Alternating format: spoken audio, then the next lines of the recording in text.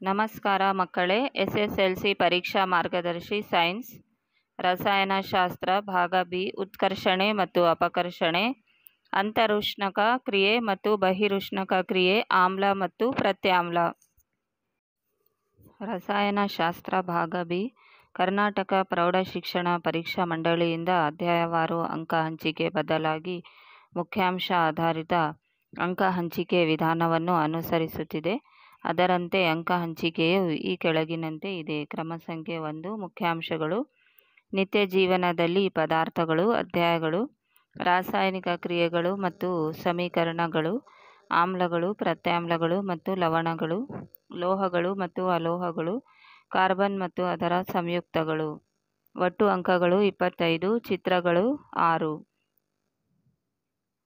ಉದ್ದಿಷ್ಟವಾರು ಅಂಕ ಹಂಚಿಕೆ.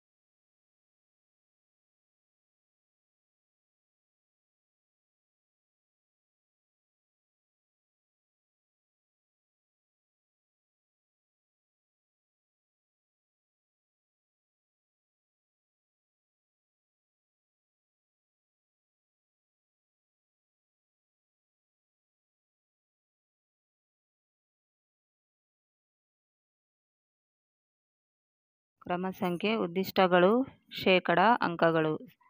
ಕ್ರಮ ಸಂಖ್ಯೆ 1 ಸ್ಮರಣೆ 20%, 5ರಿಂದ 6 ಅಂಕಗಳು. ತಿಳುವಳಿಕೆ 40%, 10ರಿಂದ 11 ಅಂಕಗಳು. ಅನ್ವಯ 20%, 5ರಿಂದ 6 ಅಂಕಗಳು. ಕೌಶಲ ಚಿತ್ರರಚನಾ ಕೌಶಲ, ಉನ್ನತ ಮಟ್ಟದ ಆಲೋಚನಾ ಕೌಶಲ 20%, 5 ಅಥವಾ 6 ಅಂಕಗಳು. ಒಟ್ಟು 100%, 25ರಿಂದ 27 ಅಂಕಗಳು.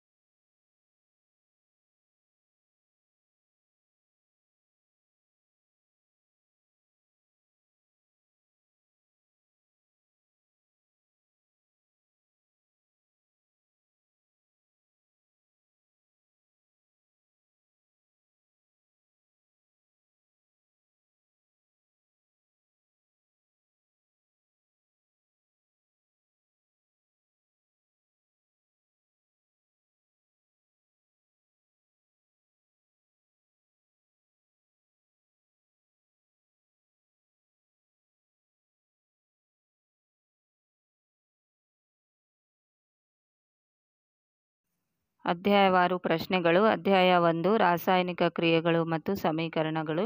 ಈ ಕೆಳಗಿನ ಪ್ರತಿಯೊಂದು ಪ್ರಶ್ನೆಗಳಿಗೆ 4 ಆಯ್ಕೆಗಳನ್ನು ನೀಡಿದೆ. ಸರಿಯಾದ ಉತ್ತರವನ್ನು ಆಯ್ದು ಕ್ರಮಾಕ್ಷರದೊಂದಿಗೆ ಬರೆಯಿರಿ. ಪ್ರತಿ ಪ್ರಶ್ನೆಗೆ 1 ಅಂಕ. ಮೊದಲನೇ ಪ್ರಶ್ನೆ: ರಾಸಾಯನಿಕ ಸಮೀಕರಣದಲ್ಲಿ ಪ್ರತಿವರ್ತಕಗಳನ್ನು ಆಪ್ಷನ್ಸ್ ಎ ಬಾಣದ ಗುರುತಿನ ಮುಂದೆ ಬರೆಯಲಾಗುತ್ತದೆ, ಬಿ ಬಾಣದ ಗುರುತಿನ ಹಿಂದೆ ಬರೆಯಲಾಗುತ್ತದೆ, ಸಿ ಬಾಣದ ಗುರುತಿನ ಮೇಲೆ ಬರೆಯಲಾಗುತ್ತದೆ, ಉತ್ಪನ್ನಗಳ ಮುಂದೆ ಬರೆಯಲಾಗುತ್ತದೆ. ಡಿ ಉತ್ತರ ಬಿ ಬಾಣದ ಗುರುತಿನ ಹಿಂದೆ ಬರೆಯಲಾಗುತ್ತದೆ. ಎರಡನೇ ಪ್ರಶ್ನೆ: ರಾಸಾಯನಿಕ ಕ್ರಿಯೆಯಿಂದ ದೊರೆಯುವ ಫಲಿತಾಂಶವನ್ನು ಹೀಗೆ ಕರೆಯುವರು. ಆಪ್ಷನ್ಸ್ ಎ ಪ್ರತಿವರ್ತಕ, ಬಿ ಕ್ರಿಯಾವರ್ಧಕ, ಸಿ ಉತ್ಪನ್ನ, ಡಿ ತಾಪ. ಉತ್ತರ ಸಿ ಉತ್ಪನ್ನ. ಮೂರನೇ ಪ್ರಶ್ನೆ: ಸತು ಪ್ಲಸ್ ಸಲ್ಫ್ಯೂರಿಕ್ ಆಮ್ಲ ಆರೋಮಾರ್ಕ್ ಸತುವಿನ ಸಲ್ಫೇಟ್ ಪ್ಲಸ್ ಹೈಡ್ರೋಜನ್ ಈ ಸಮೀಕರಣದಲ್ಲಿ ಉಂಟಾದ ಉತ್ಪನ್ನ ಅಥವಾ ಉತ್ಪನ್ನಗಳು. ಆಪ್ಷನ್ಸ್ ಎ ಸತು, ಬಿ ಸತುವಿನ sulphate, C hydrogen, D B ಮತ್ತು ಸಿ ಎರಡು. ಉತ್ತರ ಡಿ ಬಿ ಮತ್ತು ಸಿ 2. 4ನೇ ಪ್ರಶ್ನೆ, ರಾಸಾಯನಿಕ ಸಮೀಕರಣದಲ್ಲಿ ಈ ಸಂಕೇತವು ಪ್ರತಿನಿಧಿಸುವ ಸ್ಥಿತಿ. ಆಪ್ಷನ್ಸ್ ಎ ಘನ, ಬಿ ದ್ರವ, ಸಿ ಅನಿಲ, ಡಿ ಪ್ಲಾಸ್ಮಾ. ಉತ್ತರ ಘನ. 5ನೇ ಪ್ರಶ್ನೆ, ರಾಸಾಯನಿಕ ಸಮೀಕರಣದಲ್ಲಿ ಐ ಮತ್ತು ಜಿ ಈ ಸಂಕೇತಗಳು ಪ್ರತಿನಿಧಿಸುವ ಸ್ಥಿತಿ ಕ್ರಮವಾಗಿ. ಆಪ್ಷನ್ಸ್ ಎ ಘನ ಮತ್ತು ಅನಿಲ, ಬಿ ದ್ರವ ಮತ್ತು ಘನ, ಸಿ ದ್ರವ ಮತ್ತು ಅನಿಲ, ಡಿ ಅನಿಲ ಮತ್ತು ದ್ರವಿತ. ಉತ್ತರ ಸಿ ದ್ರವ ಮತ್ತು ಅನಿಲ. 6ನೇ ಪ್ರಶ್ನೆ, ಸುಟ್ಟ ಸುಣ್ಣದ ಅಣುಸೂತ್ರ. Options A CaO, B CaCO3, C CO2, D CO. ಉತ್ತರ A CaO. 7ನೇ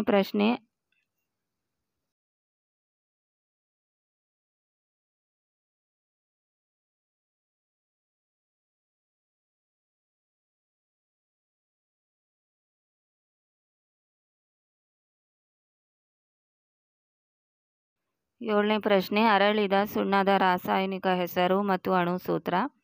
options A calcium oxide CaO, calcium hydroxide CaOH2, C calcium carbonate CaCO3, D carbon dioxide CO2. ಉತ್ತರ ಬಿ ಕ್ಯಾಲ್ಸಿಯಂ ಹೈಡ್ರಾಕ್ಸೈಡ್ CaOH2. 8ನೇ ಪ್ರಶ್ನೆ, ferrous sulphate ಹರಳಿನ ಬಣ್ಣ. Options A ಹಸಿರು, B ಹಳದಿ, C ದ್ರವ ಮತ್ತು ಅನಿಲ, D ಅನಿಲ ಮತ್ತು ದ್ರವಿತ. ಉತ್ತರ ಎ ಹಸಿರು. 9ನೇ ಪ್ರಶ್ನೆ, ಸೀಸದ ನೈಟ್ರೇಟನ್ನು ಉಷ್ಣ ವಿಭಜನೆಗೆ ಒಳಪಡಿಸಿದಾಗ ಉತ್ಪತ್ತಿಯಾಗುವ ಕಂದು ಬಣ್ಣದ ಧೂಮ. ಆಪ್ಷನ್ಸ್ ಎ ಸೀಸದ oxide PbO, B oxygen OO2, C nitrogen dioxide NO2, D B ಮತ್ತು ಸಿ 2. ಉತ್ತರ ನೈಟ್ರೋಜನ್ ಡೈಆಕ್ಸೈಡ್ NO2. 10ನೇ ಪ್ರಶ್ನೆ, ಸೂರ್ಯನ ಬೆಳಕಿನ ಸಹಾಯದಿಂದ ನಡೆಯುವ ರಾಸಾಯನಿಕ ಕ್ರಿಯೆ.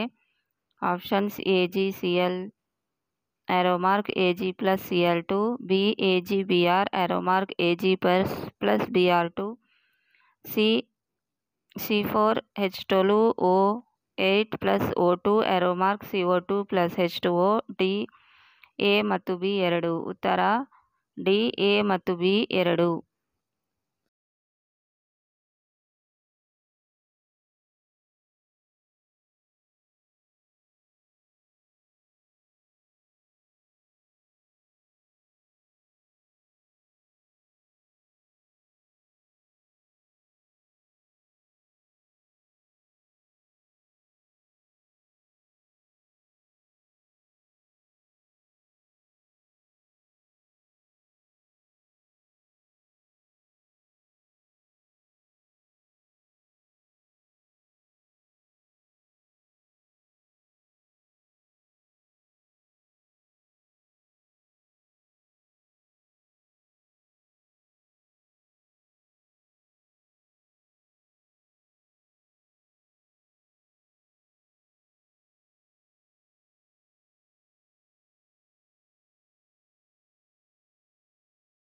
2ನೇ ಮೇನ್, ಈ ಕೆಳಗಿನ ಪ್ರಶ್ನೆಗಳಿಗೆ ಒಂದು ವಾಕ್ಯದಲ್ಲಿ ಉತ್ತರಿಸಿ.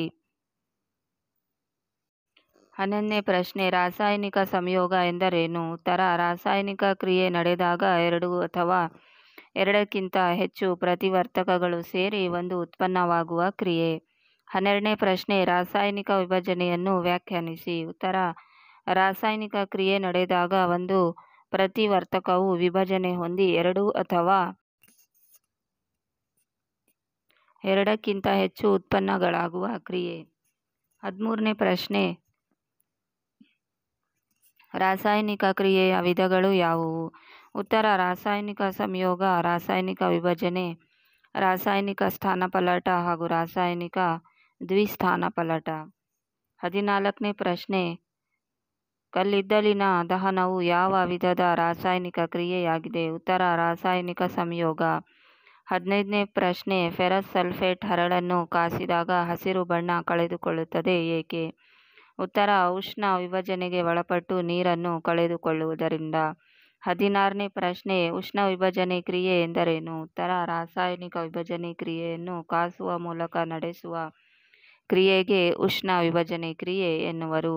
17ನೇ ಪ್ರಶ್ನೆ, ಬೆಳ್ಳಿಯ ಕ್ಲೋರೈಡ್ ಸೂರ್ಯನ ಬೆಳಕಿನಲ್ಲಿ ಬೂದು ಬಣ್ಣಕ್ಕೆ ತಿರುಗುತ್ತದೆ ಏಕೆ?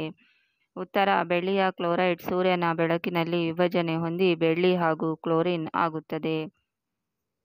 18ನೇ ಪ್ರಶ್ನೆ, ಅಂತರುಷ್ಣಕ ಕ್ರಿಯೆ ಎಂದರೇನು? ಉತ್ತರ, ರಾಸಾಯನಿಕ ಕ್ರಿಯೆಯಲ್ಲಿ ಉಷ್ಣ ಅಥವಾ ಶಕ್ತಿಯ ಹೀರಿಕೆಯಾಗುವ ಕ್ರಿಯೆ.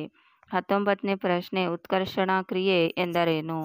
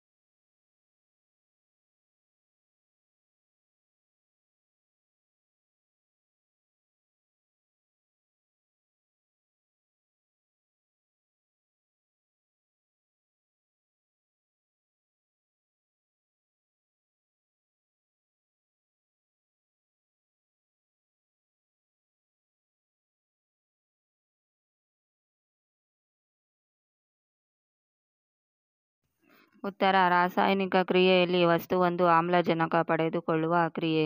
20ನೇ ಪ್ರಶ್ನೆ, ಅಪಕರ್ಷಣ ಕ್ರಿಯೆ ಎಂದರೇನು? ಉತ್ತರ, ರಾಸಾಯನಿಕ ಕ್ರಿಯೆಯಲ್ಲಿ ವಸ್ತುವೊಂದು ಆಮ್ಲಜನಕ ಕಳೆದುಕೊಳ್ಳುವ ಕ್ರಿಯೆ. 21ನೇ ಪ್ರಶ್ನೆ, ಚಿಪ್ಸ್ ಪೊಟ್ಟಣದಲ್ಲಿ ನೈಟ್ರೋಜನ್ ಅನಿಲ ಹಾಯಿಸುವ ಉದ್ದೇಶವೇನು? ಉತ್ತರ, ಚಿಪ್ಸ್ ಕಮಟುವಿಕೆ ಒಳಪಡದೇ ಇರುವಂತೆ ಮಾಡಲು.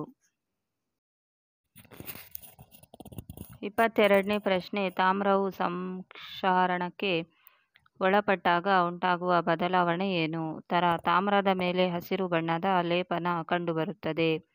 23ನೇ ಪ್ರಶ್ನೆ, ಬೆಳ್ಳಿಯು ಸಂಕ್ಷಾರಣಕ್ಕೆ ಒಳಪಟ್ಟಾಗ ಉಂಟಾಗುವ ಬದಲಾವಣೆ ಏನು?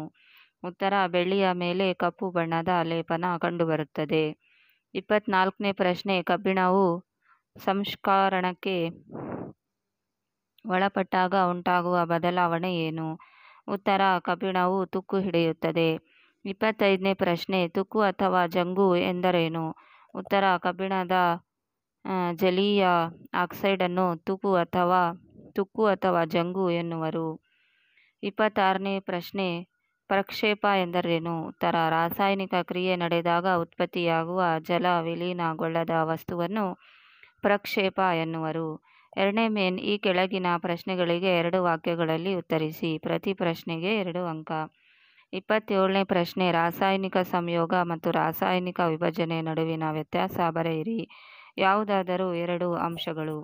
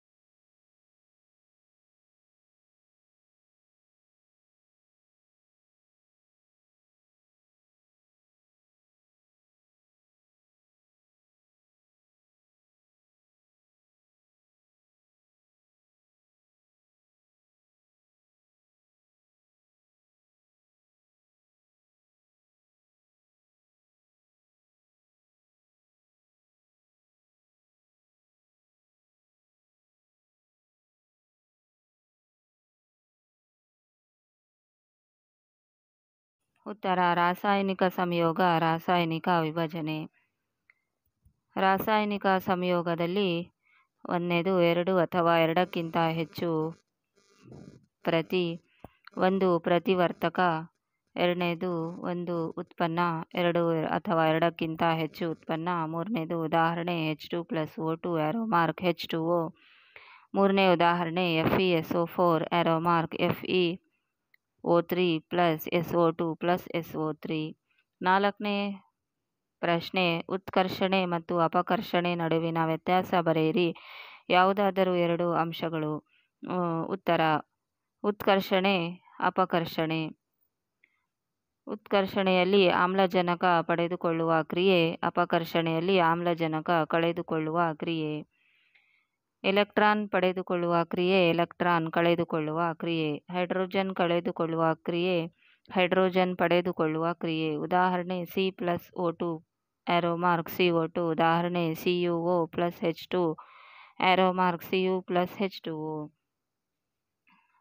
5ನೇ ಪ್ರಶ್ನೆ, ರೆಡಾಕ್ಸ್ ಕ್ರಿಯೆ ಎಂದರೇನು? ಒಂದು ಉದಾಹರಣೆ ಕೊಡಿ. ಉತ್ತರ: ಒಂದು ಪ್ರತಿವರ್ತಕವು ಉತ್ಕರ್ಷಣಗೊಂಡು ಮತ್ತೊಂದು ಪ್ರತಿವರ್ತಕವು ಅಪಕರ್ಷಣಗೊಳ್ಳುವ ಕ್ರಿಯೆ. ಉದಾಹರಣೆ CuO+H2 Cu+H2O ಅಥವಾ ZnO+C Zn+CO. 6ನೇ ಪ್ರಶ್ನೆ, ಸಂಕ್ಷಾರಣ ಮತ್ತು ಕಮಟುವಿಕೆ ಎಂದರೇನು? ಉತ್ತರ: ಲೋಹಗಳು ತಮ್ಮ ಸುತ್ತಲಿನ ತೇವಾಂಶ, ಆಮ್ಲಗಳಂತಹ ವಸ್ತುಗಳಿಂದ ಆಕ್ರಮಿಸಲ್ಪಡುವ ಕ್ರಿಯೆಗೆ ಸಂಕ್ಷಾರಣ ಎನ್ನುವರು. ಕೊಬ್ಬು ಮತ್ತು ಎಣ್ಣೆ ಪದಾರ್ಥಗಳು ಉತ್ಕರ್ಷಣಗೊಳ್ಳುವ ಕ್ರಿಯೆಗೆ ಕಮಟುವಿಕೆ ಎನ್ನುವರು. 7ನೇ ಪ್ರಶ್ನೆ, ರಾಸಾಯನಿಕ ಸ್ಥಾನಪಲ್ಲಟ ಹಾಗೂ ದ್ವಿಸ್ಥಾನಪಲ್ಲಟ ಕ್ರಿಯೆಗಳಿಗೆ ಒಂದೊಂದು ಸಮೀಕರಣ ಬರೆಯಿರಿ. ಉತ್ತರ: ಸ್ಥಾನಪಲ್ಲಟ Fe+CuSO4 FeSO4+Cu. ದ್ವಿಸ್ಥಾನಪಲ್ಲಟ Na2SO4 BaCl2 BaSO4 2NaCl. Main B ಅಂತರುಷ್ಣಕ ಕ್ರಿಯೆ ಹಾಗೂ ಬಹಿರುಷ್ಣಕ ಕ್ರಿಯೆಗಳ ನಡುವಿನ ವ್ಯತ್ಯಾಸ ಬರೆಯಿರಿ. ಅಂತರುಷ್ಣಕ ಕ್ರಿಯೆ, ಬಹಿರುಷ್ಣಕ ಕ್ರಿಯೆ. ಅಂತರುಷ್ಣಕ ಕ್ರಿಯೆಯಲ್ಲಿ ಉಷ್ಣ ಅಥವಾ ಶಕ್ತಿ ಪಡೆದುಕೊಳ್ಳುವ ಕ್ರಿಯೆ, ಉಷ್ಣ ಅಥವಾ ಶಕ್ತಿ ಕಳೆದುಕೊಳ್ಳುವ ಕ್ರಿಯೆ. 2ನೇದು ಉದಾಹರಣೆ AgCl Ag+Cl2. ಉದಾಹರಣೆ CH4+2O2 CO2+2H2O.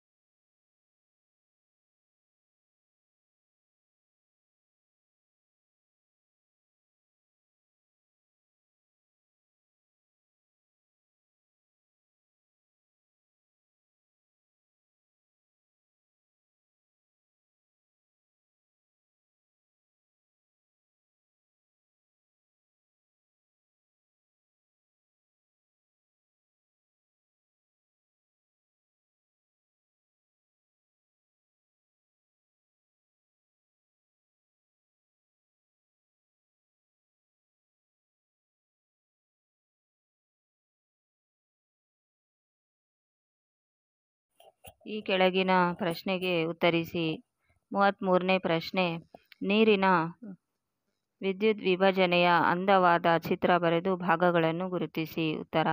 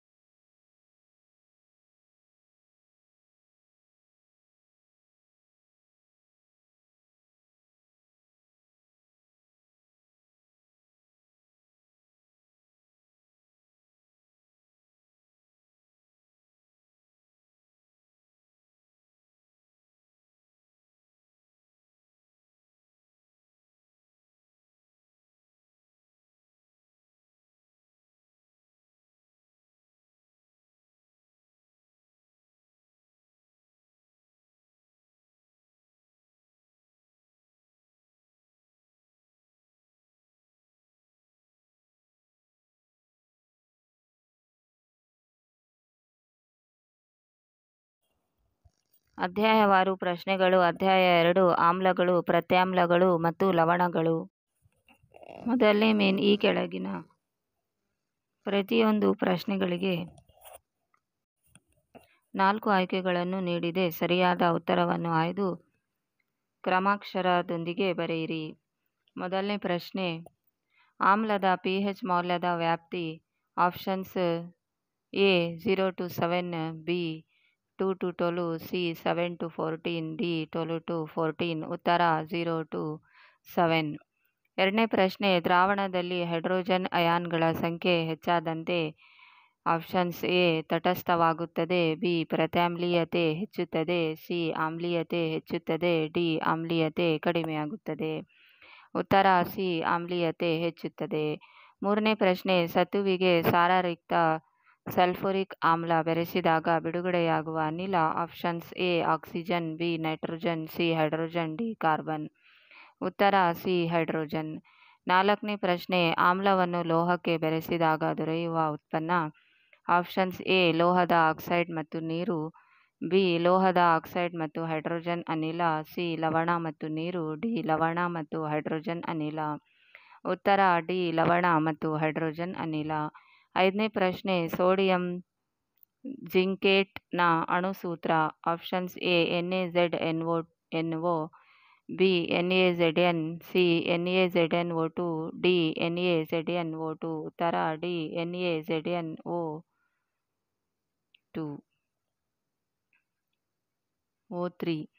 ಆರನೇ ಪ್ರಶ್ನೆ, ಸುಣ್ಣದ ತಿಳಿ ನೀರಿನ ಅಣುಸೂತ್ರ. Options A CaO, B CaOH2, C CaCO3, D CO2. ಉತ್ತರ B CaOH2.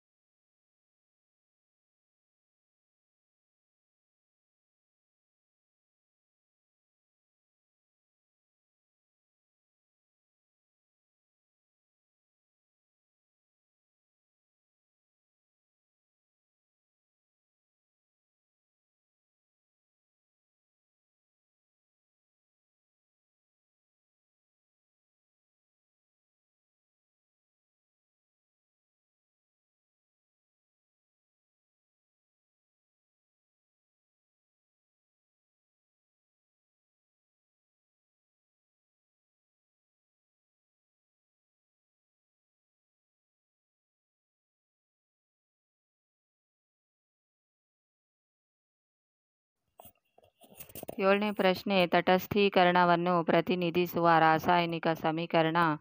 A H2+O2 H2O, B C+O2 CO2, C HCl+NaOH NaCl+H2O, D Mg+O2 MgO. ಉತ್ತರ ಸಿ HCl+NaOH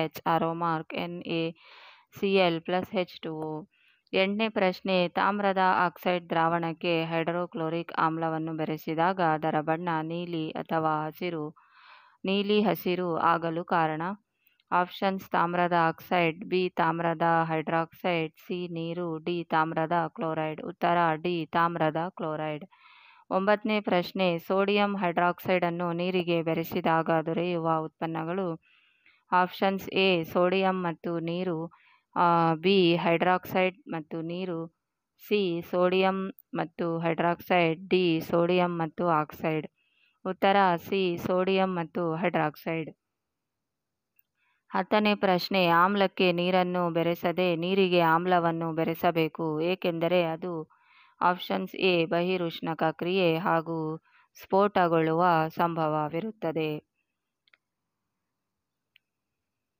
ಅದು ಅಂತರುಷ್ಣಕ ಕ್ರಿಯೆ ಹಾಗೂ ಸ್ಫೋಟಗೊಳ್ಳುತ್ತದೆ. ಸಿ ಅದು ಬೆರೆಯುವುದಿಲ್ಲ, ಡಿ ತುಂಬ ನಿಧಾನವಾಗಿ ಬೆರೆಯುತ್ತದೆ. ಉತ್ತರ ಎ ಅದು ಬಹಿರುಷ್ಣಕ ಕ್ರಿಯೆ ಹಾಗೂ ಸ್ಫೋಟಗೊಳ್ಳುವ ಸಂಭವವಿರುತ್ತದೆ. 11ನೇ ಪ್ರಶ್ನೆ, ಜಠರದಲ್ಲಿ ಉತ್ಪತ್ತಿಯಾಗುವ ಆಮ್ಲ. ಆಪ್ಷನ್ಸ್ ಎ ಸಲ್ಫ್ಯೂರಿಕ್ ಆಮ್ಲ, ಹೈಡ್ರೋಕ್ಲೋರಿಕ್ ಆಮ್ಲ, ಸಿ ನೈಟ್ರಿಕ್ ಆಮ್ಲ, ಡಿ ಮೇಧಾಮ್ಲ. ಉತ್ತರ ಬಿ ಹೈಡ್ರೋಕ್ಲೋರಿಕ್ ಆಮ್ಲ. 12ನೇ ಪ್ರಶ್ನೆ, ಜಠರದ ಅಧಿಕ ಆಮ್ಲೀಯತೆ ಶಮನಗೊಳಿಸಲು ಆಮ್ಲಶಾಮಕವಾಗಿ ಬಳಸಲಾಗುವ ಸೌಮ್ಯ ಪ್ರತ್ಯಾಮ್ಲ. Options A magnesium hydroxide, B sodium hydroxide, C potassium hydroxide, D calcium hydroxide. ಉತ್ತರ ಎ ಮೆಗ್ನೀಷಿಯಂ ಹೈಡ್ರಾಕ್ಸೈಡ್. 13ನೇ ಪ್ರಶ್ನೆ, ತುರಿಕೆ ಗಿಡದಲ್ಲಿ ಕಂಡುಬರುವ ಆಮ್ಲ. ಆಪ್ಷನ್ಸ್ ಎ ಇಥನೋಯಿಕ್ ಆಮ್ಲ, ಮಿಥನೋಯಿಕ್ ಆಮ್ಲ, ಪ್ರೊಪನೋಯಿಕ್ ಆಮ್ಲ, ಟಾರ್ಟಾರಿಕ್ ಆಮ್ಲ. ಉತ್ತರ ಬಿ ಮೆಥನೋಯಿಕ್ ಆಮ್ಲ. 14ನೇ ಪ್ರಶ್ನೆ, ಹಲ್ಲುಜ್ಜಲು ಟೂತ್ಪೇಸ್ಟ್ ಬಳಸಲು ಕಾರಣ. ಆಪ್ಷನ್ಸ್ ಎ ಅದೊಂದು ಆಮ್ಲ, ಬಿ ಬಾಯಿ ಸಿಹಿಯಾಗುತ್ತದೆ, ಸಿ ಅದೊಂದು ಪ್ರತ್ಯಾಮ್ಲ, ಡಿ ರುಚಿ ಬರಲು. ಉತ್ತರ ಸಿ ಅದೊಂದು ಪ್ರತ್ಯಾಮ್ಲ. 15ನೇ ಪ್ರಶ್ನೆ, ಬ್ರೈನ್ ದ್ರಾವಣವೆಂದರೆ ಆಪ್ಷನ್ಸ್ ಎ ಸೋಡಿಯಂ ಹೈಡ್ರಾಕ್ಸೈಡ್ ದ್ರಾವಣ, ಬಿ ಸೋಡಿಯಂ ಕ್ಲೋರೈಡ್ ದ್ರಾವಣ, ಸಿ ಪೊಟ್ಯಾಷಿಯಂ ಹೈಡ್ರಾಕ್ಸೈಡ್ ದ್ರಾವಣ, ಡಿ ಪೊಟ್ಯಾಷಿಯಂ ಕ್ಲೋರೈಡ್ ದ್ರಾವಣ. ಉತ್ತರ ಬಿ ಸೋಡಿಯಂ ಕ್ಲೋರೈಡ್ ದ್ರಾವಣ.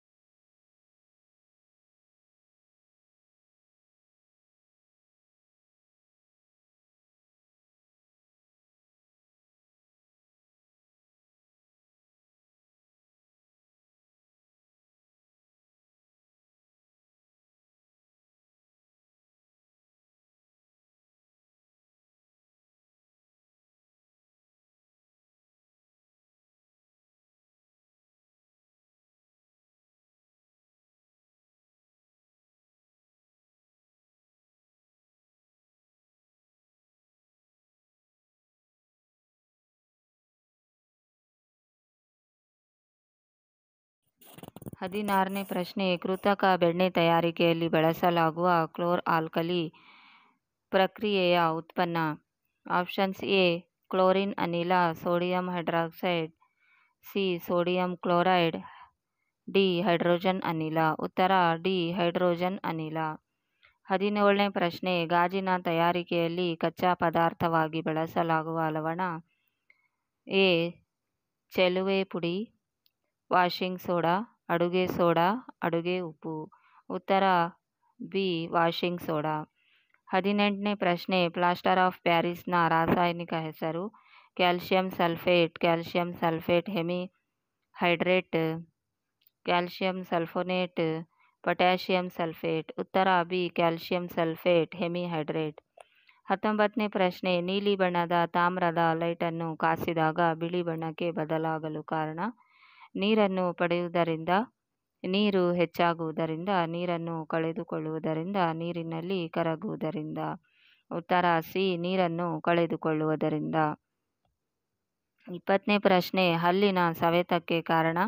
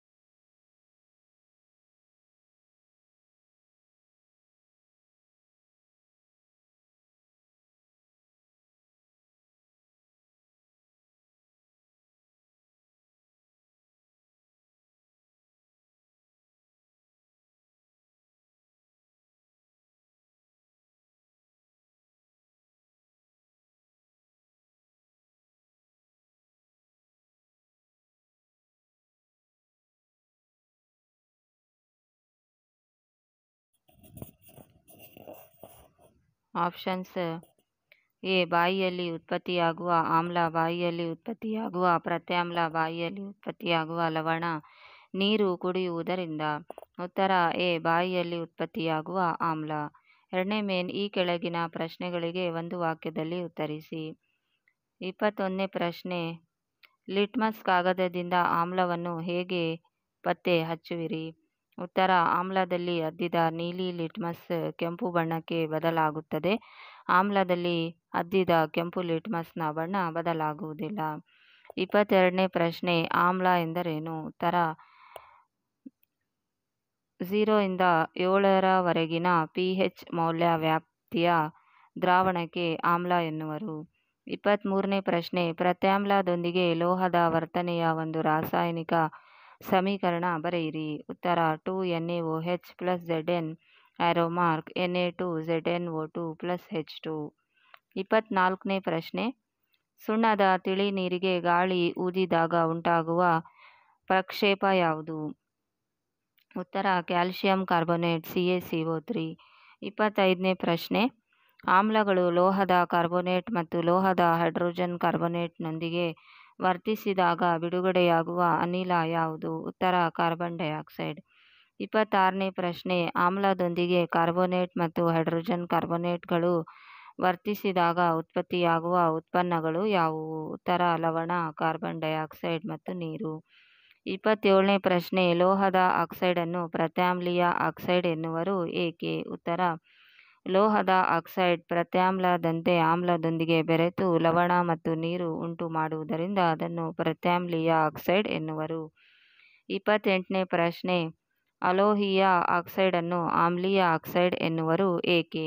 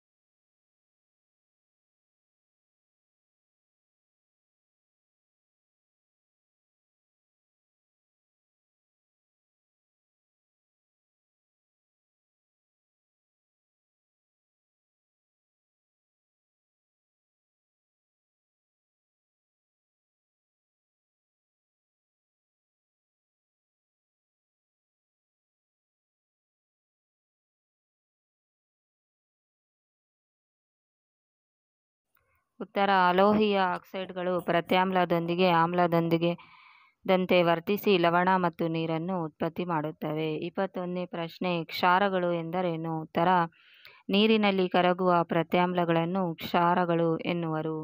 30ನೇ ಪ್ರಶ್ನೆ, ಆಮ್ಲವು ನೀರಿನಲ್ಲಿ ಕರಗಿದಾಗ ಉಂಟಾಗುವ ಅಯಾನ್ ಯಾವುದು? ಉತ್ತರ: ಹೈಡ್ರೋನಿಯಂ ಅಯಾನ್ H2O+. 31ನೇ ಪ್ರಶ್ನೆ, ಒಂದು ದ್ರಾವಣದಲ್ಲಿ ಹೈಡ್ರಾಕ್ಸೈಡ್ ಅಯಾನುಗಳ ಸಂಖ್ಯೆ ಹೆಚ್ಚಾದಂತೆ ಏನಾಗುತ್ತದೆ? ಉತ್ತರ: ಆ ದ್ರಾವಣದ ಪ್ರತ್ಯಾಮ್ಲೀಯತೆ ಹೆಚ್ಚುತ್ತದೆ ಅಥವಾ pH ಮೌಲ್ಯ ಹೆಚ್ಚುತ್ತದೆ. 32ನೇ ಪ್ರಶ್ನೆ, ಆಮ್ಲ ಮಳೆಯ pH ಮೌಲ್ಯ ಎಷ್ಟು? ಉತ್ತರ: 5.5ಕ್ಕಿಂತ ಕಡಿಮೆ.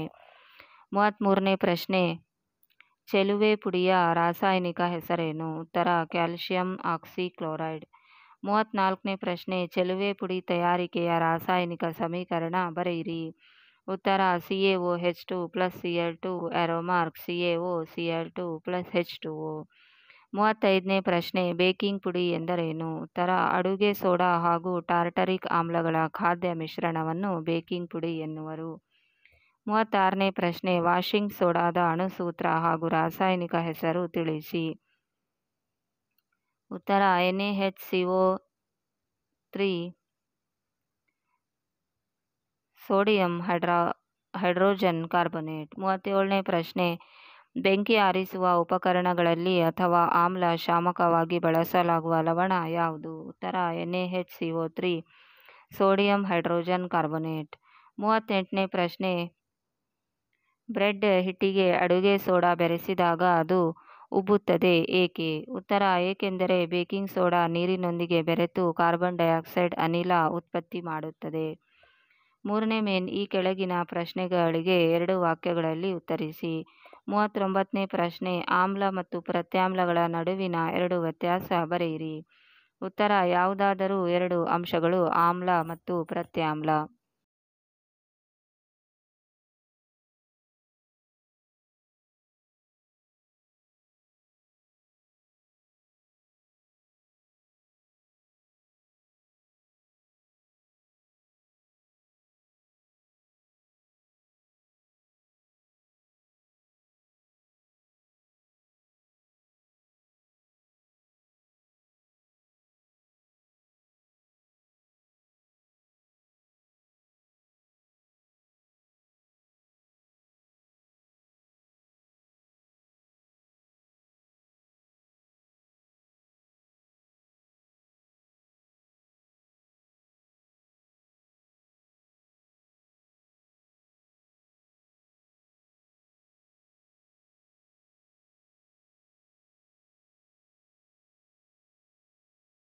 ಆಮ್ಲ ಹುಳಿ ರುಚಿ ಹೊಂದಿದೆ, ಪ್ರತ್ಯಾಮ್ಲ ಕಹಿ ರುಚಿ ಹೊಂದಿದೆ. pH ಮೌಲ್ಯದ ವ್ಯಾಪ್ತಿ 0 ಇಂದ 7, pH ಮೌಲ್ಯದ ವ್ಯಾಪ್ತಿ 7 ರಿಂದ 14. ಹೈಡ್ರೋಜನ್ ಅಯಾನ್ ಹೆಚ್ಚಿರುತ್ತವೆ, ಹೈಡ್ರಾಕ್ಸೈಡ್ ಅಯಾನ್ ಹೆಚ್ಚಿರುತ್ತವೆ. ನೀಲಿ ಲಿಟ್ಮಸ್ ಕೆಂಪಾಗುತ್ತದೆ, ಕೆಂಪು ಲಿಟ್ಮಸ್ ನೀಲಿಯಾಗುತ್ತದೆ. ಉದಾಹರಣೆ HCl, ಉದಾಹರಣೆ NaOH. 40ನೇ ಪ್ರಶ್ನೆ, ಕ್ಲೋರ್ ಆಲ್ಕಲಿ ಪ್ರಕ್ರಿಯೆಯಲ್ಲಿ ಉತ್ಪತ್ತಿಯಾದ ಕ್ಲೋರಿನ್ ಅನಿಲದ ಉಪಯೋಗ ಬರೆಯಿರಿ. ಉತ್ತರ: ನೀರಿನ ಶುದ್ಧೀಕರಣ, PVC ತಯಾರಿಕೆ, ಸೋಂಕುನಾಶಕ, CFC ತಯಾರಿಕೆ, ಕೀಟನಾಶಕ ತಯಾರಿಕೆ. 41ನೇ ಪ್ರಶ್ನೆ, ಸೋಡಿಯಂ ಹೈಡ್ರಾಕ್ಸೈಡ್ನ 2 ಉಪಯೋಗ ಬರೆಯಿರಿ. ಉತ್ತರ: ಲೋಹಗಳ ಜಿಡ್ಡು ನಿವಾರಣೆ, ಸಾಬೂನು ಮತ್ತು ಮಾಜಕಗಳ ತಯಾರಿಕೆ, ಕಾಗದ ಮತ್ತು ಕೃತಕ ನೂಲುಗಳ ತಯಾರಿಕೆ. 4ನೇ ಪ್ರಶ್ನೆ, ಈ ಕೆಳಗಿನ ಪ್ರಶ್ನೆಗೆ ಉತ್ತರಿಸಿ. 42ನೇ ಪ್ರಶ್ನೆ, ವಾಷಿಂಗ್ ಸೋಡಾದ 3 ಉಪಯೋಗ ಬರೆಯಿರಿ. ಯಾವುದಾದರೂ 3.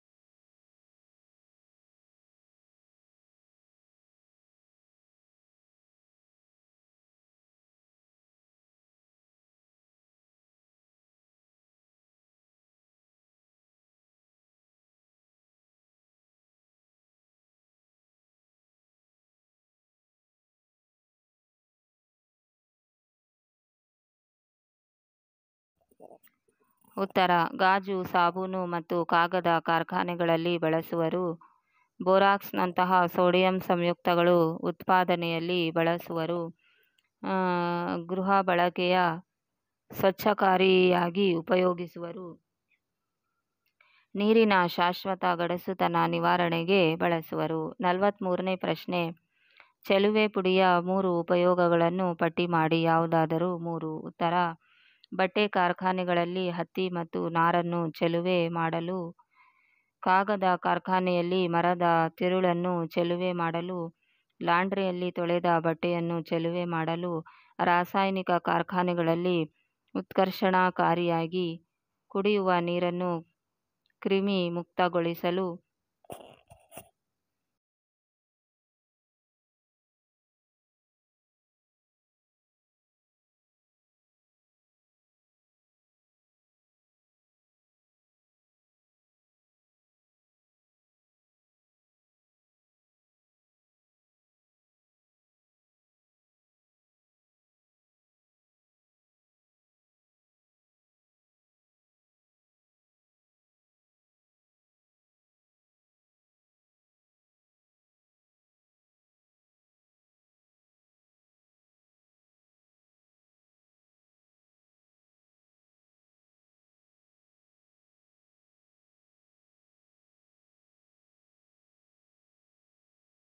ನಲವತ್ನಾಲ್ಕನೇ ಪ್ರಶ್ನೆ, ಜಿಪ್ಸಮ್ ತಯಾರಿಕೆಯ ರಾಸಾಯನಿಕ ಸಮೀಕರಣ ಬರೆದು 2 ಉಪಯೋಗ ತಿಳಿಸಿ.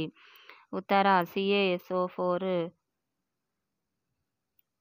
1/2 H2O plus 1/2 H2O ಆರೋಮಾರ್ಕ್ CaSO4 2H2O.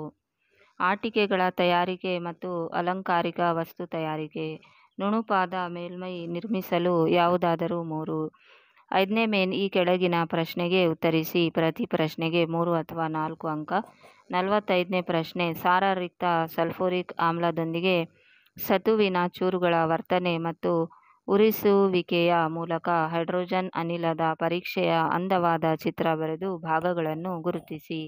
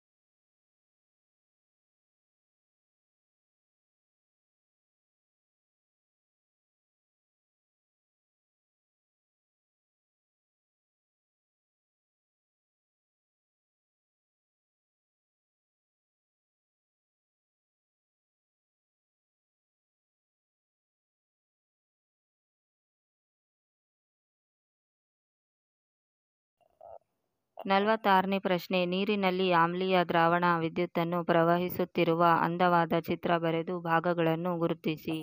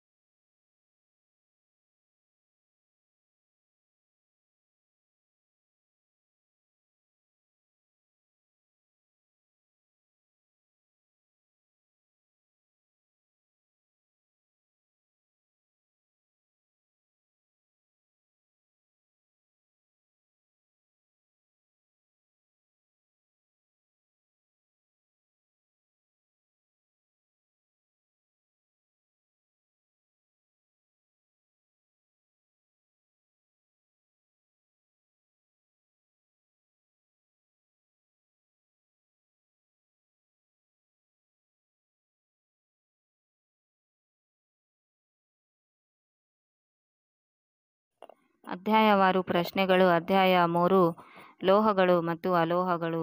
ಮೊದಲನೇ ಮೇನ್ ಈ ಕೆಳಗಿನ ಪ್ರತಿಯೊಂದು ಪ್ರಶ್ನೆಗಳಿಗೆ 4 ಆಯ್ಕೆಗಳನ್ನು ನೀಡಿದೆ. ಸರಿಯಾದ ಉತ್ತರವನ್ನು ಆಯ್ದು ಕ್ರಮಾಕ್ಷರದೊಂದಿಗೆ ಬರೆಯಿರಿ. ಪ್ರತಿ ಪ್ರಶ್ನೆಗೆ 1 ಅಂಕ. ಮೊದಲನೇ ಪ್ರಶ್ನೆ, ಅತಿ ಹೆಚ್ಚು ತನ್ಯ ಗುಣ ಹೊಂದಿರುವ ಲೋಹ. ಆಪ್ಷನ್ಸ್: ಎ ಚಿನ್ನ, ಬಿ ತಾಮ್ರ, ಸಿ ಕಬ್ಬಿಣ, ಡಿ ಪಾದರಸ. ಉತ್ತರ ಎ ಚಿನ್ನ. ಎರಡನೇ ಪ್ರಶ್ನೆ, ಅತಿ ಹೆಚ್ಚು ಕುಟ್ಯ ಗುಣ ಹೊಂದಿರುವ ಲೋಹಗಳು. ಚಿನ್ನ, ತಾಮ್ರ, ಬೆಳ್ಳಿ. ಎ ಮತ್ತು ಸಿ ಎರಡು. ಉತ್ತರ ಡಿ ಎ ಮತ್ತು ಸಿ ಎರಡು. ಮೂರನೇ ಪ್ರಶ್ನೆ, ಉಷ್ಣದ ಅತ್ಯುತ್ತಮ ವಾಹಕಗಳು. ಚಿನ್ನ, ತಾಮ್ರ, ಬೆಳ್ಳಿ. ಬಿ ಮತ್ತು ಸಿ ಎರಡು. ಉತ್ತರ ಡಿ ಬಿ ಮತ್ತು ಸಿ ಎರಡು. ನಾಲ್ಕನೇ ಪ್ರಶ್ನೆ, ಉಷ್ಣದ ದುರ್ಬಲ ವಾಹಕಗಳು. ಸೀಸ, ಪಾದರಸ, ಬೆಳ್ಳಿ. ಎ ಮತ್ತು ಬಿ ಎರಡು. ಉತ್ತರ ಡಿ ಎ ಮತ್ತು ಬಿ ಎರಡು. ಐದನೇ ಪ್ರಶ್ನೆ, ವಿದ್ಯುತ್ ತಂತಿಯ ಮೇಲಿನ ಹೊದಿಕೆ ಪ್ಲಾಸ್ಟಿಕ್ ಅಥವಾ ರಬ್ಬರ್ನಿಂದ ಮಾಡಲ್ಪಟ್ಟಿರುತ್ತದೆ. ಏಕೆಂದರೆ ಎ ಅಂದವಾಗಿ ಕಾಣಲು, ಬಿ ಅವು ಅವಾಹಕ ಗುಣ ಹೊಂದಿರುವುದರಿಂದ, ಸಿ ಸುಲಭದಲ್ಲಿ ಸಿಗುವುದರಿಂದ, ಡಿ ಹೆಚ್ಚು ಬೆಲೆ ನಿಗದಿಪಡಿಸಲು. ಉತ್ತರ ಬಿ ಅವು ಅವಾಹಕ ಗುಣ ಹೊಂದಿರುವುದರಿಂದ.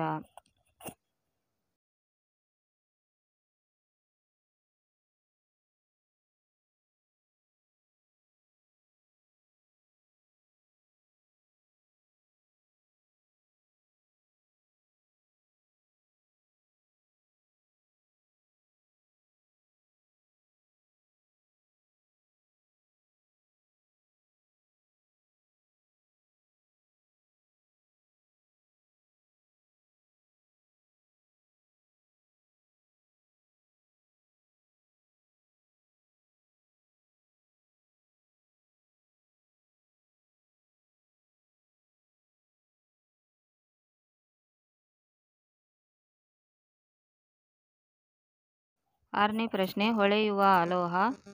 ಎ ಅಯೋಡಿನ್, ಬಿ ರಂಜಕ, ಸಿ ಗಂಧಕ, ಡಿ ಕಾರ್ಬನ್. ಉತ್ತರ ಎ ಅಯೋಡಿನ್. ಏಳನೇ ಪ್ರಶ್ನೆ, ಕ್ಷಾರೀಯ ಲೋಹಗಳ ಗುಂಪು. ಎ ಸೋಡಿಯಂ, ಕಬ್ಬಿಣ, ಲಿಥಿಯಂ. ಬಿ ಸೋಡಿಯಂ, ಪೊಟ್ಯಾಷಿಯಂ, ಕಬ್ಬಿಣ. ಸಿ ಸೋಡಿಯಂ, ರಂಜಕ, potassium. D sodium, lithium, potassium. ಉತ್ತರ ಡಿ ಸೋಡಿಯಂ, ಲಿಥಿಯಂ, ಪೊಟ್ಯಾಷಿಯಂ. ಎಂಟನೇ ಪ್ರಶ್ನೆ, ಇದೊಂದು ಇಂಗಾಲದ ಕಠಿಣ ಗುಣವುಳ್ಳ ಬಹುರೂಪ. ಎ ಗ್ರಾಫೈಟ್, ಬಿ ವಜ್ರ, ಸಿ ಫುಲರಿನ್, ಡಿ ಕಾಡಿಗೆ. ಉತ್ತರ ಬಿ ವಜ್ರ.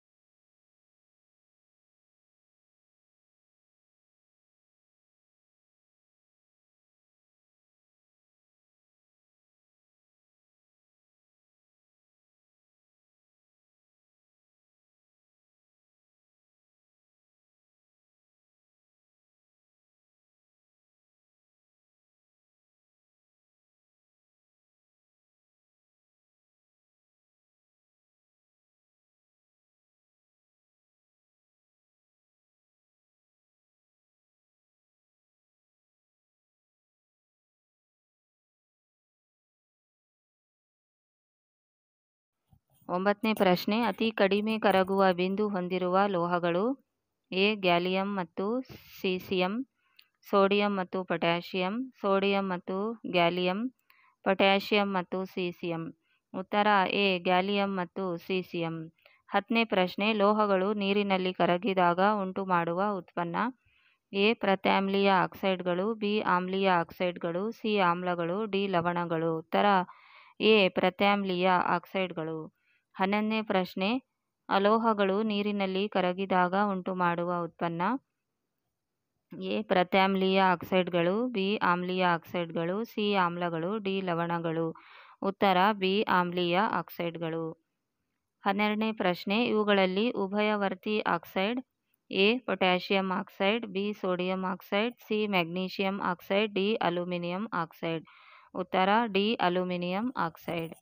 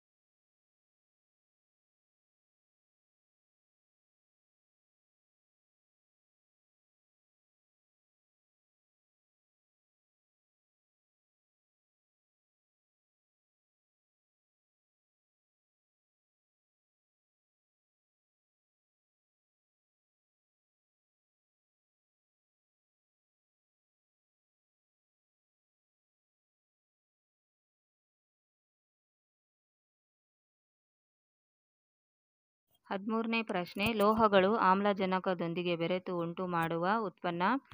ಎ ಅಲೋಹೀಯ ಆಕ್ಸೈಡ್, ಬಿ ಲೋಹೀಯ ಹೈಡ್ರಾಕ್ಸೈಡ್, ಸಿ ಲೋಹೀಯ ಆಕ್ಸೈಡ್, ಡಿ ಅಲೋಹೀಯ ಹೈಡ್ರಾಕ್ಸೈಡ್. ಉತ್ತರ ಸಿ ಲೋಹೀಯ ಆಕ್ಸೈಡ್.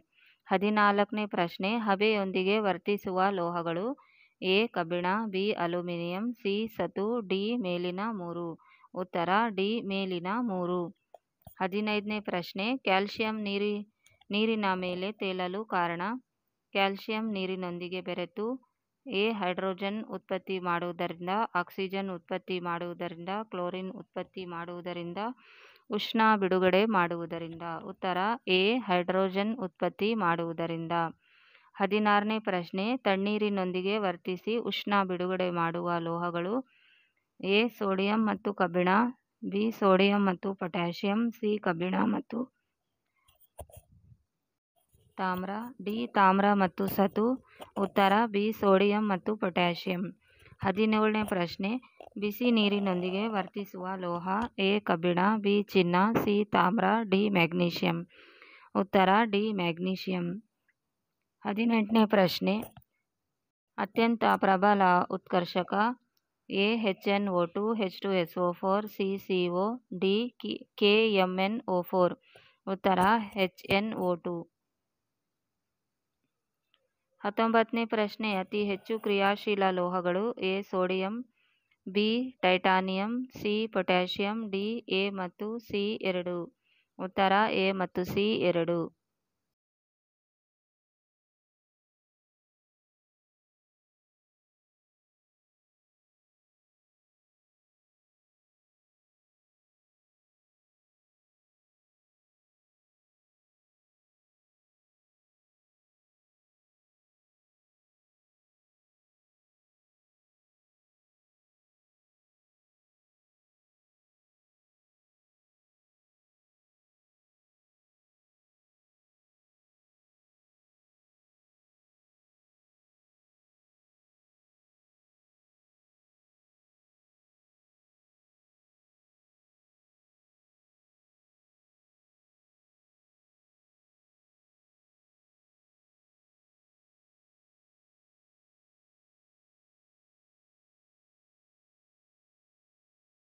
ಪ್ರಶ್ನೆ, ರಾಸಾಯನಿಕವಾಗಿ ಅತಿ ಕಡಿಮೆ ಕ್ರಿಯಾಶೀಲ ಲೋಹಗಳು.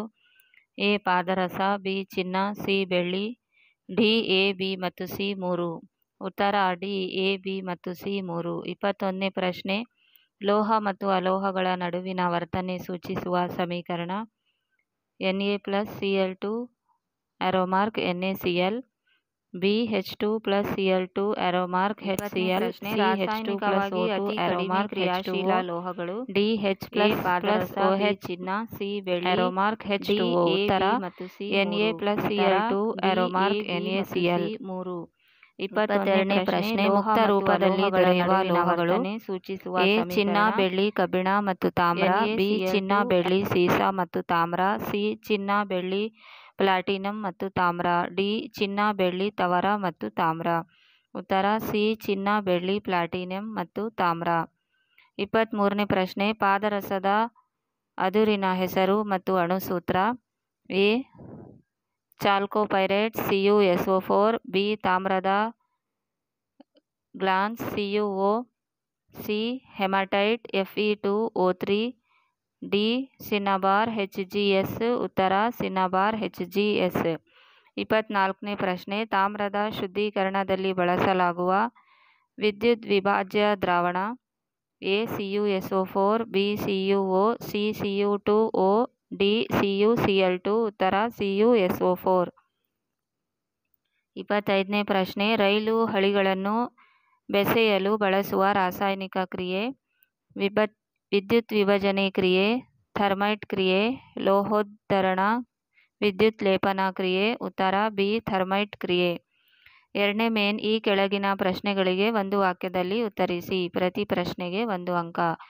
26ನೇ ಪ್ರಶ್ನೆ, ಕ್ಷಾರೀಯ ಲೋಹಗಳು ಎಂದರೇನು? ಉತ್ತರ ನೀರಿನೊಂದಿಗೆ ವರ್ತಿಸಿ ಕ್ಷಾರಗಳನ್ನು ಉತ್ಪತ್ತಿ ಮಾಡುವ ಲೋಹಗಳಿಗೆ ಕ್ಷಾರೀಯ ಲೋಹಗಳು ಎನ್ನುವರು. 27ನೇ ಪ್ರಶ್ನೆ, ಬಹುರೂಪ ಎಂದರೇನು? ಉತ್ತರ ಧಾತುವೊಂದು ನಿಸರ್ಗದಲ್ಲಿ ಒಂದಕ್ಕಿಂತ ಹೆಚ್ಚು ರೂಪದಲ್ಲಿ ದೊರೆಯುವ ವಿದ್ಯಮಾನವನ್ನು ಬಹುರೂಪ ಎನ್ನುವರು.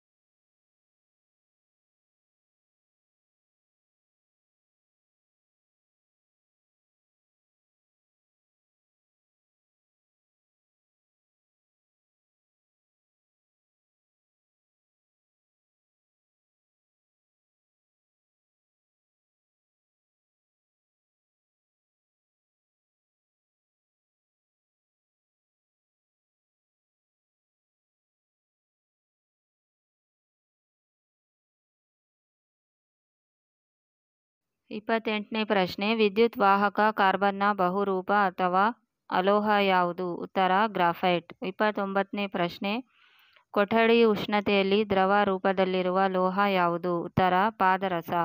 30ನೇ ಪ್ರಶ್ನೆ, ಶಾಬ್ದನ ಎಂದರೇನು? ಉತ್ತರ: ಒಂದು ಗಟ್ಟಿಯಾದ ಮೇಲ್ಮೈಗೆ ಬಡಿದಾಗ ಶಬ್ದ ಉಂಟು ಮಾಡುವ ಲೋಹಗಳ ಗುಣ. 31ನೇ ಪ್ರಶ್ನೆ: ಉಭಯವರ್ತಿ ಆಕ್ಸೈಡ್ ಎಂದರೇನು? ಉತ್ತರ: ಆಮ್ಲ ಮತ್ತು ಪ್ರತ್ಯಾಮ್ಲಗಳೆರಡರೊಂದಿಗೆ ವರ್ತಿಸಿ ಲವಣ ಮತ್ತು ನೀರನ್ನು ಉತ್ಪತ್ತಿ ಮಾಡುವ ಲೋಹೀಯ ಆಕ್ಸೈಡ್ಗಳಿಗೆ ಉಭಯವರ್ತಿ ಆಕ್ಸೈಡ್ಗಳು ಎನ್ನುವರು. 32ನೇ ಪ್ರಶ್ನೆ: ಕ್ಷಾರೀಯ ಲೋಹಗಳ ಒಂದು ಗುಣ ಬರೆಯಿರಿ. ಉತ್ತರ: ಇವು ತುಂಬ ಮೃದುವಾಗಿದ್ದು ಚಾಕು ಅಥವಾ ಕತ್ತರಿಯಿಂದ ಕತ್ತರಿಸಬಹುದು. 33ನೇ ಪ್ರಶ್ನೆ: ಧನಾಗ್ರ ಮಡ್ಡಿ ಎಂದರೇನು?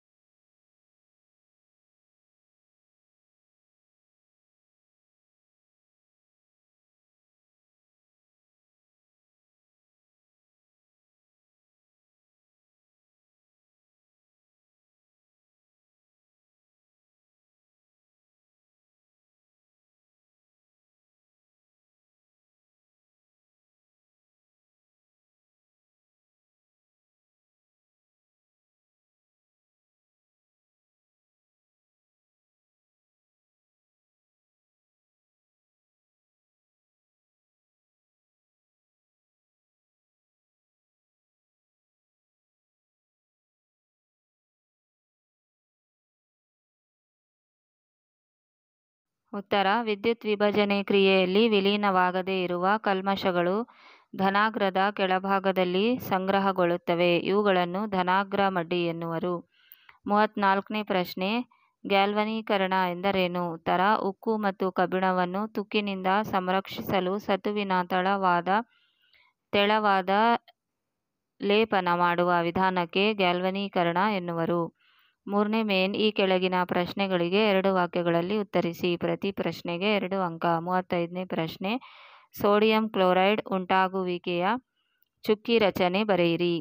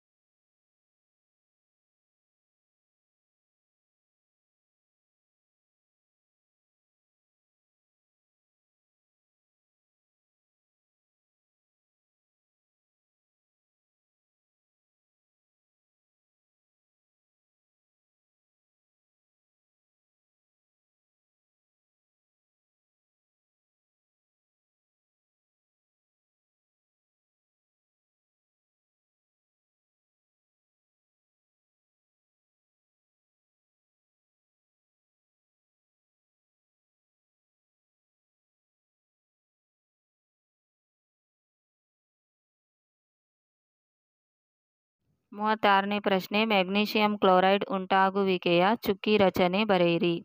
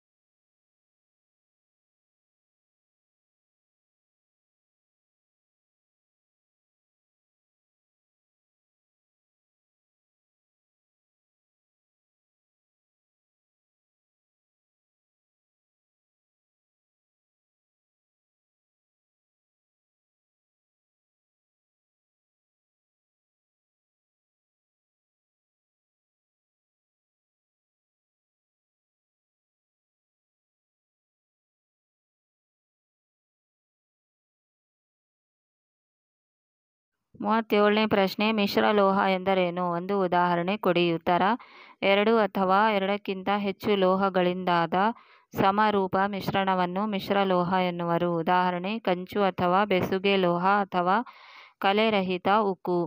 38ನೇ ಪ್ರಶ್ನೆ, ವಿದ್ಯುತ್ ತಂತಿಗಳನ್ನು ಬೆಸೆಯುವ ಫ್ಯೂಸ್ಗಳಲ್ಲಿ ಬಳಸುವ ಬೆಸುಗೆ ಲೋಹದಲ್ಲಿರುವ ಘಟಕ ಲೋಹಗಳು ಯಾವುವು? ಫ್ಯೂಸ್ಗಳಲ್ಲಿ ಬೆಸುಗೆ ಲೋಹ ಬಳಸುವರು, ಏಕೆ? ಉತ್ತರ: ಫ್ಯೂಸ್ನಲ್ಲಿರುವ ಘಟಕಗಳು ಸೀಸ ಮತ್ತು ತವರ. ಇದನ್ನು ಫ್ಯೂಸ್ನಲ್ಲಿ ಬಳಸುವರು ಏಕೆಂದರೆ ಕಡಿಮೆ ದ್ರವದ ಬಿಂದು ಹೊಂದಿದೆ. 39ನೇ ಪ್ರಶ್ನೆ, ಸಿನ್ನಬಾರ್ನಿಂದ ತಾಮ್ರವನ್ನು ಪಡೆಯುವ ರಾಸಾಯನಿಕ ಸಮೀಕರಣಗಳನ್ನು ಬರೆಯಿರಿ. ಉತ್ತರ: 2HgS + 3O2 2HgO + 2SO2 2HgO 2Hg + O2. 40ನೇ ಪ್ರಶ್ನೆ, ತಾಮ್ರದ ಸಲ್ಫೈಡ್ನಿಂದ ತಾಮ್ರವನ್ನು ಪ್ರತ್ಯೇಕಿಸುವ ರಾಸಾಯನಿಕ ಸಮೀಕರಣಗಳನ್ನು ಬರೆಯಿರಿ. ಉತ್ತರ: 2Cu2S + 3O2 2CuO + 2SO2.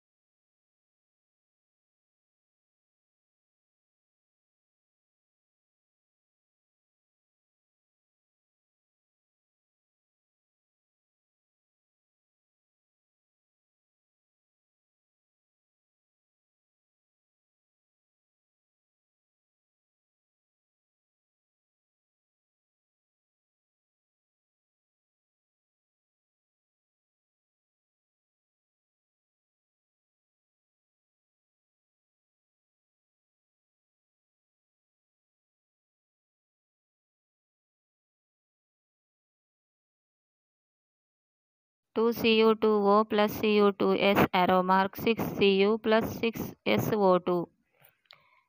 41ನೇ ಪ್ರಶ್ನೆ, ಹರಿಯುವಿಕೆ ಮತ್ತು ಕಾಸುವಿಕೆಗಳ ನಡುವಿನ ವ್ಯತ್ಯಾಸ ಬರೆಯಿರಿ. ಉತ್ತರ: ಯಾವುದಾದರೂ ಎರಡು ಅಂಶಗಳು. ಹುರಿಯುವಿಕೆ, ಕಾಸುವಿಕೆ. ಹುರಿಯುವಿಕೆ ಸಲ್ಫೈಡ್ ಅದಿರನ್ನು ಆಕ್ಸೈಡನ್ನಾಗಿಸುವುದು. ಕಾರ್ಬೋನೇಟ್ ಅದಿರನ್ನು ಆಕ್ಸೈಡನ್ನಾಗಿಸುವುದು. ಅಧಿಕ ಪ್ರಮಾಣದ ಗಾಳಿ, ಕಡಿಮೆ ಪ್ರಮಾಣದ ಗಾಳಿ. ಉದಾಹರಣೆ: ZnS + 3O2 2ZnO + 2SO2. ಉದಾಹರಣೆ: ZnCO3 ZnO + CO2. 42ನೇ ಪ್ರಶ್ನೆ, ಲೋಹ ಮತ್ತು ಅಲೋಹಗಳ ನಡುವಿನ ಎರಡು ಭೌತ ವ್ಯತ್ಯಾಸ ಬರೆಯಿರಿ. ಉತ್ತರ: ಯಾವುದಾದರೂ ಎರಡು ಅಂಶಗಳು. ಥರ್ಮೈಟ್ ಕ್ರಿಯೆ ಎಂದರೇನು? ಒಂದು ಸಮೀಕರಣ ಬರೆಯಿರಿ. ಲೋಹ ಮತ್ತು ಅಲೋಹ. ಲೋಹ ಹೊಳೆಯುತ್ತದೆ, ಅಲೋಹ ಹೊಳೆಯುವುದಿಲ್ಲ. ಲೋಹ ಕೊಠಡಿ ಉಷ್ಣತೆಯಲ್ಲಿ ಘನ ಸ್ಥಿತಿ, ಅಲೋಹ ಕೊಠಡಿ ಉಷ್ಣತೆಯಲ್ಲಿ ಘನ, ದ್ರವ ಹಾಗೂ ಅನಿಲ ಸ್ಥಿತಿ. ಲೋಹ ವಿದ್ಯುತ್ನ ಉತ್ತಮ ವಾಹಕ, ಅಲೋಹ ವಿದ್ಯುತ್ನ ದುರ್ಬಲ ವಾಹಕ. ಲೋಹ ಉಷ್ಣದ ಉತ್ತಮ ವಾಹಕ, ಅಲೋಹ ಉಷ್ಣದ ದುರ್ಬಲ ವಾಹಕ ಅಥವಾ ಅವಾಹಕ. ಲೋಹ ತನ್ಯ, ಅಲೋಹ ತನ್ಯವಲ್ಲ. ಲೋಹ ಕುಟ್ಯ, ಅಲೋಹ ಕುಟ್ಯವಲ್ಲ.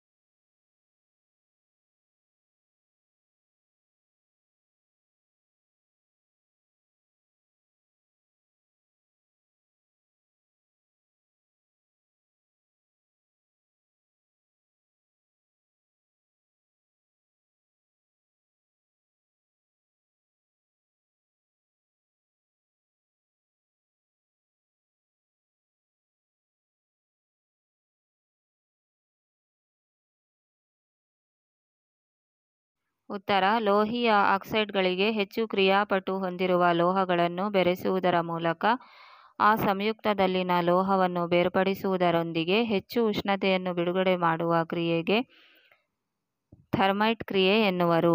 Fe2O3 2Al → 2Fe+Al2O3 ಉಷ್ಣ ಅಥವಾ 3MnO2 4Al → 3Mn 2Al2O3. 5ನೇ ಮೇನ್. ಈ ಕೆಳಗಿನ ಪ್ರಶ್ನೆಗೆ ಉತ್ತರಿಸಿ. ಪ್ರತಿ ಪ್ರಶ್ನೆಗೆ 3 ಅಥವಾ 4 ಅಂಕ. 44ನೇ ಪ್ರಶ್ನೆ. ಅಯಾನಿಕ ಸಂಯುಕ್ತಗಳ ಗುಣಗಳನ್ನು ಪಟ್ಟಿ ಮಾಡಿ. ಉತ್ತರ: ಇವು ಘನ ಸ್ಥಿತಿಯಲ್ಲಿ ಇರುತ್ತವೆ ಮತ್ತು ಕಠಿಣವಾಗಿರುತ್ತವೆ. ಇವುಗಳ ಕರಗುವ ಬಿಂದು ಮತ್ತು ಕುದಿ ಬಿಂದು ಹೆಚ್ಚು. ಇವು ನೀರಿನಲ್ಲಿ ವಿಲೀನವಾಗುತ್ತವೆ, ಆದರೆ ಸಾವಯವ ದ್ರಾವಕಗಳಲ್ಲಿ ಆಗುವುದಿಲ್ಲ. ಇವುಗಳ ಜಲೀಯ ದ್ರಾವಣದಲ್ಲಿ ವಿದ್ಯುತ್ ಹರಿಯುತ್ತದೆ, ಆದರೆ ಘನ ಸ್ಥಿತಿಯಲ್ಲಿ ವಿದ್ಯುತ್ ಹರಿಯುವುದಿಲ್ಲ.